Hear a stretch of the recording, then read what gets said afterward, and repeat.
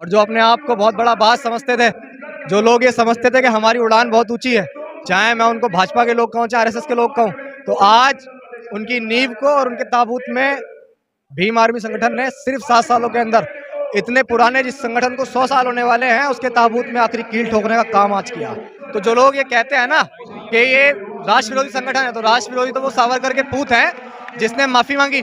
RSS के लोग कितना भी जोर लगाएं, उन्हें काम करते हुए 100 साल के करीब होने वाले हैं, लेकिन हमें स्थापना किए हुए 7 साल हुए और 7 साल में आप इस जनसैलाब को देख के ये अंदाजा लगा सकते हैं कि अभी इस बाज की उड़ान कितनी ऊंची है।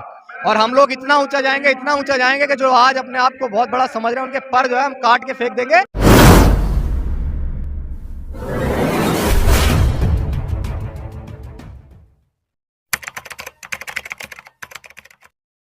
अभिषेक जाटव जो कि बहुजन शायर के नाम से प्रसिद्ध है, तमाम सोशल मीडिया पर एक बड़ा चेहरा है उनका, हर एक बड़े मुद्दे पर अपनी बातचीत रखते हैं और शायरी के माध्यम से कहीं ना कहीं वो लोगों में जुनून पैदा करने का काम भी करते हैं। तो ताल कटोरा स्टेडियम में इस वक्त मौजूद है, बातचीत करेंगे उनसे कि वो आज के इस कार्यक्रम को लेकर के क्या सोचते हैं।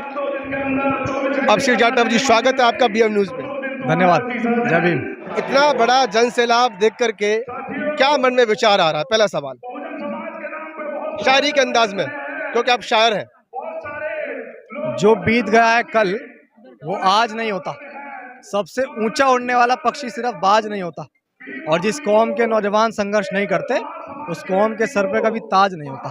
तो आज नौजवान संघर्ष कर रहे हैं, और जो अपने आप को बहुत बड़ा बात समझते थे, जो लोग ये समझते थे कि हमारी उड़ान बहुत ऊंची है, चाहे मैं उनको भाजपा के लोग कहूँ चाहे आरएसएस के लोग कहूँ, तो आज उनकी नींव को और उनके ताबूत में भीम आर्मी संगठन ने सिर्फ 7 सालों के अंदर इतने पुराने जिस संगठन को 100 साल होने वाले हैं उसके ताबूत में आखिरी कील ठोकने का काम आज किया।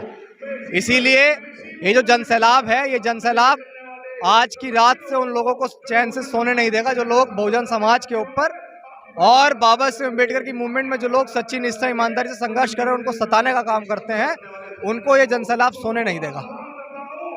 अच्छा, आपको देखा गया है कि आप ऐसे खतरे मोल क्यों लेते हैं? कई बार देखा गया है बहुत सारी पुलिस है वो आपको रोक लेती है, इतनी सारी मशक्कत होती है, मतलब क्यों ये सब करना पड़ रहा है?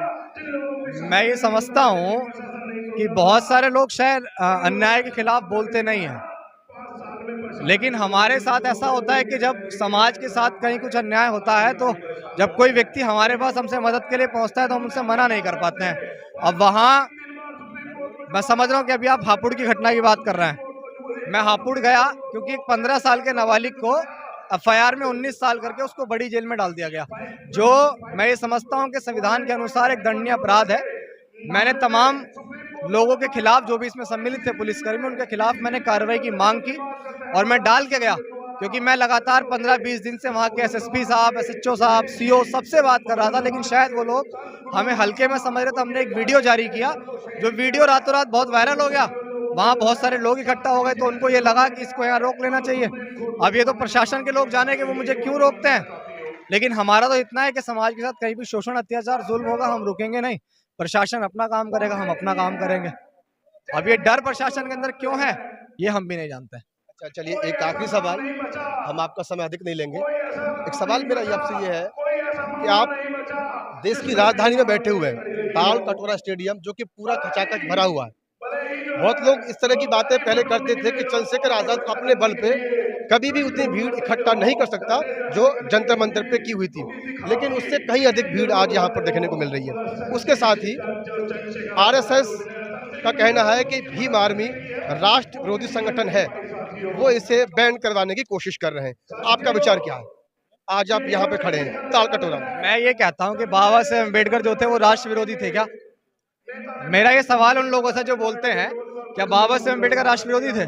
और भीम आर्मी संगठन जो है वो बाबा साहेब अम्बेडकर की विचारधारा पर चल रही है, मान्यवर काशीराम साहब की विचारधारा पर चल रही है। तो जो लोग ये कहते हैं ना कि ये राष्ट्र विरोधी संगठन है, तो राष्ट्र विरोधी तो वो सावरकर के पूत हैं जिसने माफी मांगी, जिसने डर से वो काम किया। हम लोग इस देश की एकता को सुनिश्चित करना चाहते हैं, इस देश में प्रेम, प्यार, भाईचारे को स्थापित करना चाहते हैं, जो पिछले शायद 95-96 सालों से ये भाजपा आरएसएस के लोग जो है इसको तोड़ने का प्रयास कर रहे हैं। जो वो लोग गंदी राजनीति कर रहे हैं, इस देश को तोड़ने का काम कर रहे हैं। हम लोग उस प्रेम प्यार भाईचारे एकता को और इस देश में जो भारत सोने की चिड़िया कभी हुआ करता था उसको फिर से पुनः स्थापित करने का प्रयास कर रहे हैं। तो हम लोग राष्ट्र विरोधी नहीं है।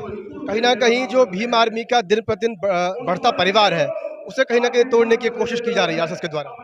मैं ये समझता हूँ कि आरएसएस के लोग कितना भी जोर लगाएं, उन्हें काम करते हुए 100 साल के करीब होने वाले हैं, लेकिन हमें स्थापना किए हुए 7 साल हुए और 7 साल में आप इस जनसैलाब को देख के ये अंदाजा लगा सकते हैं कि अभी इस बाज की उड़ान कितनी ऊंची है। और हम लोग इतना ऊंचा जाएंगे कि जो आज अपने आप को बहुत बड़ा समझ रहे हैं उनके पर जो है हम काट के फेंक देंगे और हम इस देश में बहुजन समाज का राज स्थापित करके दिखाएंगे, संघर्ष और अपने बल पर। क्योंकि हम लोग संघर्षशील लोग हैं, हम लोग सिर्फ कहने पे विश्वास नहीं रखते, हम लोग संघर्ष करने पे जमीनी स्तर पे विश्वास रखते हैं। चलिए, जाते जाते अंतिम सवाल, कोई एक शायरी के माध्यम से इस ताल कटोरा स्टेडियम से बहुजन समाज के युवाओं के लिए कोई खास संदेश। देखिए, मैं तो बहुजन समाज के युवाओं से एक बात कहना चाहूंगा कि जातियों में मत बंटो यार, एकजुट हो जाओ। SC ST OBC माइनॉरिटी मिल बहुजन समाज बन जाओ और बाबा साहेब के 3 मंत्र शिक्षित संगठित संघर्ष को अपनाकर इस देश के हुक्मरान बन जाओ, इस देश के हुक्मरान बन जाओ। बहुत बहुत शुक्रिया हमसे बातचीत करने के लिए। तो ये अभिषेक जाटव थे, जो बहुजन शायर के नाम से सोशल मीडिया पर काफ़ी जो है प्रसिद्धि पा चुके हैं और सामाजिक मुद्दों को लेकर के भी जो है आवाज़ उठाते रहते हैं।